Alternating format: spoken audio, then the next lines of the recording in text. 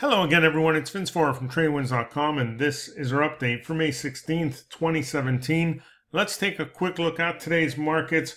We did see another mixed close for stocks and another low-range, low-volume day. The Dow was down just by 2 points today, while the S&P was down by 1.5, and the Nasdaq did a little better. Fresh new high here, up 20 points. While the Russell was up just less than a point. Was lower earlier in the session and then made it back, but has not been able to get above those highs from yesterday. Now bonds up about 45 cents, about to retest that downward sloping 20 on the daily chart, while gold was up about 6.5 points at the official close, and crude finished the day lower by 19 cents. It did trade below yesterday's lows, which are important. If it gets below the 20 here, I think we're going much lower on crude. Now, this is an important time to keep a close eye on the US dollar index chart. Oops, that's not it. Let me try that again. Oh, one quick second. There we are. Let's try that. There we are. Flushing lower here. Not only did it move below yesterday's lows, but it cleared this area of resistance here today.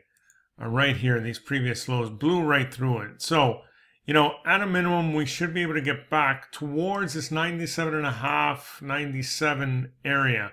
That would be the next target, but if that doesn't hold, we're going much lower, and this will eventually have an impact on the market. So we've got to continue to keep a close eye on the dollar index chart. Now, speaking of a free fall, have a look at Ford. They announced more job cuts today, another 20,000 people globally that they're reducing. And if you look at this, it's not good. I mean, look at that downward momentum on the daily. Let's go to the weekly.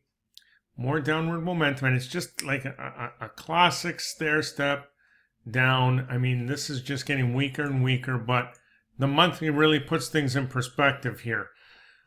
This double top, this ended up being a double top, which we can call a triple top here, really.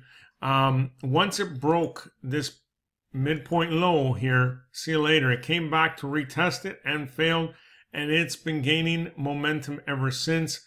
Now, it's right back to these lows, and if it breaks through, which it certainly looks like it will, you have downside targets here. This is a significant area of support right in here, and it's actually around 9.5 or so. I'd say the bottom edge of that. But I think we can really make our way towards this area of support in here, which is right around 6.5. So, yes, it's inexpensive as it is, had recovered nicely here to 38 way back, but ever since, boy, it's been in trouble. And if it breaks these lows here, look out. This can go much lower. So keep an eye on Ford. Initial area around 9.5. If that doesn't hold, look for 6.5.